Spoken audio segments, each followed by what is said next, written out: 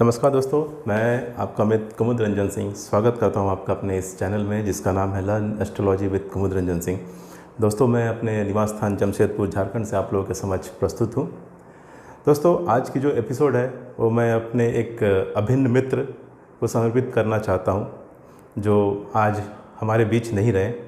वे हमारे मित्र होने के साथ साथ हमारे कलीग भी थे और आज सुबह ही उनकी मृत्यु हो गई। भगवान उनकी आत्मा को शांति दे। हम लोग उन्हें प्यार से हरिदा हरिदा बोलते थे।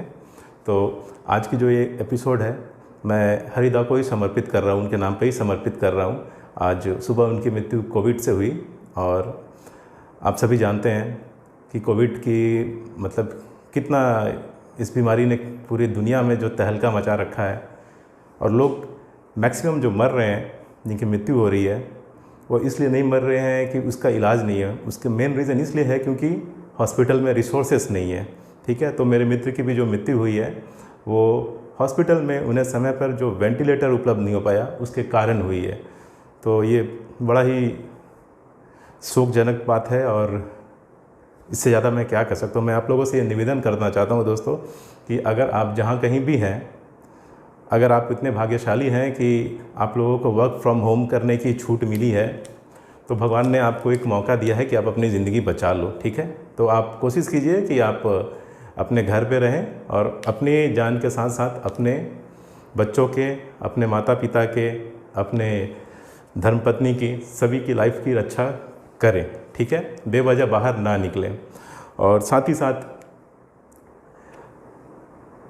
जो सरकार जैसा बोल रही है, जैसे सरकार जैसे क्या करती है कि कोरोना वॉरियर्स में सिर्फ डॉक्टर्स को शामिल करती है, पुलिस वाले को शामिल करती है। ठीक है, ये तो वाकई उनका जो काम है वो काबिल तारीफ़ है ही।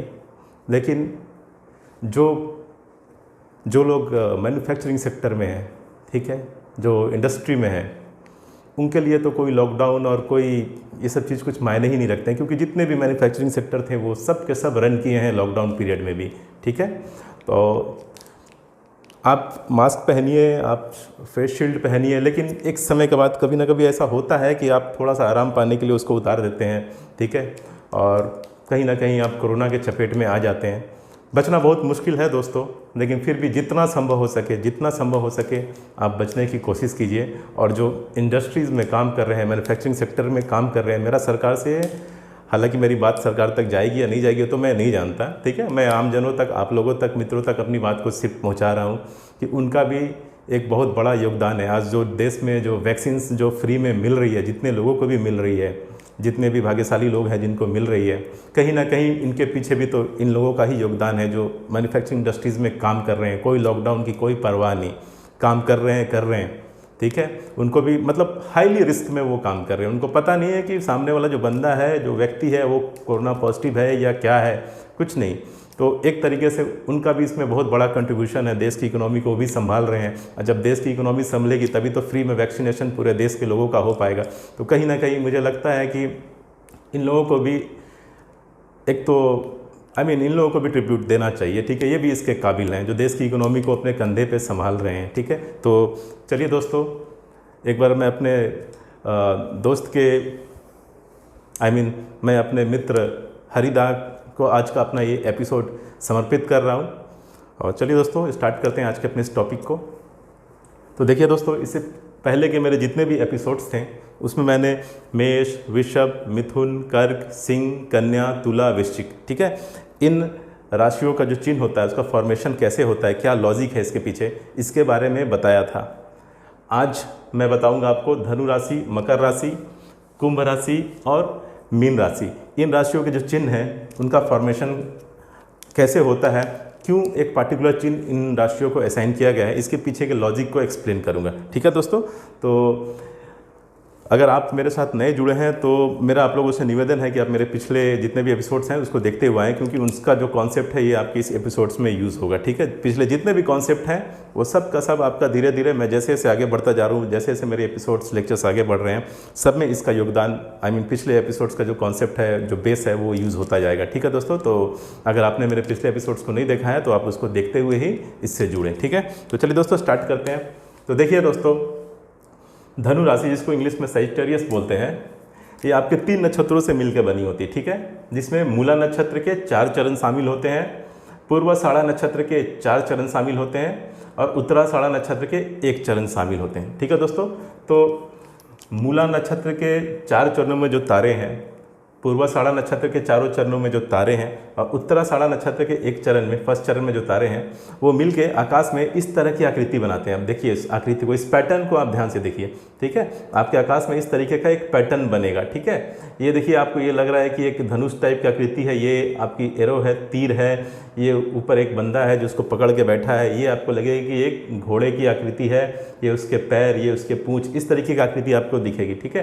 तो इसलिए धनु राशि को जो साइन दिया गया है वो क्या है, एक धनुधारी का साइन दिया गया है, आर्चर का साइन दिया गया है, ठीक है। एक व्यक्ति है जिसका धड़ जो है, उसका जिसका जो सर है वो मनुष्य का है, बाकी जो धड़ है, ये जो हिस्सा है, जो पार्ट है, वो क्या है आपका घोड़े का। इस तरह की आकृति, इस तरह का जो पैटर्न है, इस तरीके का जो साइन है, वो आपको सेजिटेरियस जो राशि है उसको दिया गया है, असाइन किया गया है, ठीक है। ये आपको आकाश में, जब आकाश अगर साफ रहेगी, क्लाउडी नाइट नहीं रहेगी, आकाश में बादल नहीं रहेंगे और वो एरिया अगर साफ़ सुथरा है, पॉल्यूशन से फ्री है, तो आपको आकाश में इस तरीके की आकृति दिखेगी, ठीक है दोस्तों। तो धनु राशि को जो साइन दिया गया, जो साइन अलॉट किया गया, वो क्या है, धनुर्धारी का, आर्चर का, ठीक है। अब दोस्तों आते हैं मकर राशि में। देखिए दोस्तों, मकर राशि, इसको इंग्लिश में कैप्रिकॉर्न बोलते हैं, ये भी आपके 3 नक्षत्रों से मिल के बनी है। उत्तराषाढ़ा नक्षत्र के 3 चरण, श्रावण नक्षत्र के 4 चरण और धनिष्ठा नक्षत्र के 2 चरण। तो उत्तराषाढ़ा नक्षत्र के 3 चरणों में जो तारे हैं, श्रावण नक्षत्र के 4 चरणों में जितने तारे हैं और धनिष्ठा नक्षत्र के 2 चरणों में जो तारे हैं, वो मिलके आकाश में इस तरीके के पैटर्न का निर्माण करते हैं, इस तरीके का पैटर्न, ठीक है, इस तरीके का आकृति का निर्माण करते हैं। आपको लगेगा कि ये मगरमच्छ के आगे की सूंड है, ये उसका सर है, ये उसका धड़ है, ये उसकी पूंछ है, ठीक है। ये आपको लगेगा कि एक मगरमच्छ टाइप का एक पैटर्न जो है आकाश में बन रहा है, ठीक है। तो इसलिए मकर राशि को जो साइन अलॉट किया गया है वो क्या है, एक मगरमच्छ का साइन अलॉट किया गया है, ठीक है। अब आते हैं दोस्तों हम लोग एक्वेरियस में, कुंभ राशि, जिसको इंग्लिश में एक्वेरियस बोलते हैं। एक्वेरियस भी 3 नक्षत्रों से मिलकर बनी है। धनिष्ठा नक्षत्र के 2 चरण, सतभिषा नक्षत्र के 4 चरण और पूर्व भाद्रपद नक्षत्र के 3 चरण, ठीक है दोस्तों। तो धनिष्ठा नक्षत्र के 2 चरणों में जो जितने तारे हैं, सतभिषा नक्षत्र के 4 चरणों में जितने तारे हैं और पूर्व भाद्रपद नक्षत्र के 3 चरणों में जो तारे हैं, जितने तारे हैं, वो सभी क्या होंगे, कंबाइंड होकर, संयुक्त होकर के इस तरीके का पैटर्न का निर्माण आकाश में करेंगे, इस तरीके की आकृति का निर्माण आपको आकाश में करेंगे, ठीक है। ये आपको लगेगा कि एक घड़े की टाइप की आकृति है, ठीक है, घड़ा, वाटर जग, ठीक है, इस तरीके की आकृति आपको लगेगी कि ये देखिए, इसको ध्यान से देखिए, ये आपको लगेगा इस तरीके का ये घड़ा है, ठीक है, इस तरीके की आकृति आपको लगेगी, ठीक है। ये लगेगा आपको एक वाटर जग टाइप का है, ठीक है। इसलिए कुंभ राशि को जो साइन अलॉट किया गया वो क्या है, वाटर जग, घड़ा, ठीक है दोस्तों। अब आते हैं दोस्तों मीन राशि पे। तो देखिए दोस्तों, मीन राशि को इंग्लिश में पाइसेस बोलते हैं। ये भी 3 नक्षत्रों से मिलकर बनी है। पूर्व भाद्रपद नक्षत्र के 1 चरण, उत्तरा भाद्रपद नक्षत्र के 4 चरण और रेवती नक्षत्र के 4 चरण। तो पूर्व भाद्रपद नक्षत्र के 1 चरण में जितने तारे हैं और उत्तरा भाद्रपद नक्षत्र के 4 चरणों में जो तारे हैं और रेवती नक्षत्र के 4 चरणों में जितने तारे हैं, वो सभी कंबाइंड होकर, संयुक्त होकर के आकाश में इस तरीके के पैटर्न का निर्माण करेंगे, ठीक है, इस तरीके के पैटर्न का निर्माण करेंगे। आपको लगेगा जैसे कि ये जो पैटर्न है, आपको लगेगा कि एक मछली है, ये मछली है, इसकी पूंछ है, ये मछली है, इसकी पूंछ है, 2 मछली आपको लगेंगे कि अलग अलग ऑपोजिट डायरेक्शन में ऐसे करके क्या कर रहे हैं, तैर रहे हैं, ठीक है। ये एक मछली, ये इसकी बॉडी है, ये इसका पूंछ, ये दूसरी मछली, ये इसकी बॉडी है, ये इसका पूंछ, ठीक है। तो आपको लगेंगे कि 2 मछली अपोजिट डायरेक्शन में आपके तैर रहे हैं, इसलिए इसको जो साइन अलॉट किया गया है वो है मछली का, ठीक है दोस्तों। तो क्लियर है दोस्तों। तो धनु राशि को जो साइन अलॉट किया गया वो है आर्चर यानी धनुधारी का। मकर राशि को जो साइन अलॉट किया गया है वो है मगरमच्छ का। कुंभ राशि को जो साइन अलॉट किया गया है वो है वाटर जग यानी घड़े का। और मीन राशि को जो साइन अलॉट किया गया है वो है मछली का। जो देखिए दोस्तों, आकाश में तो आपको लाखों करोड़ों तारे दिखते हैं, लेकिन नक्षत्र में हर तारा नहीं होता, ठीक है। नक्षत्र एक्चुअली क्या होता है, तारों का एक समूह होता है। और नक्षत्र में वही तारे आते हैं जो जिनकी शाइनिंग कंटिन्यूअस होती है, वो टिमटिमाते नहीं है, ब्लिंक नहीं करते हैं, ठीक है। नक्षत्र में वैसे ही तारे आते हैं, नक्षत्र के अंदर जो तारे आ रहे हैं, नक्षत्र क्या है आपका, तारों का समूह है।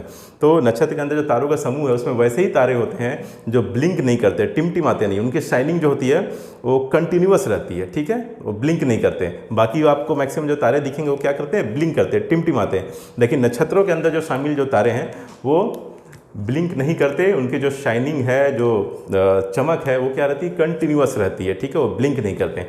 तो उम्मीद है दोस्तों आज के एपिसोड में मैंने जो आपको बताया है ये आपको समझ में आया होगा। और इसके बाद भी अगर आपको लोगों को कोई कन्फ्यूज़न है तो आप कमेंट बॉक्स में आकर के कमेंट कर सकते हैं और मैं कोशिश करूंगा कि उसका जल्द से जल्द रिप्लाई करूं।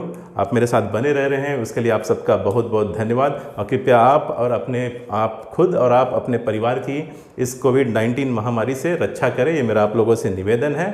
तो चलिए दोस्तों, मिलते हैं अगले एपिसोड में, तब तक के लिए नमस्कार, जय श्री कृष्णा, जय हिंद।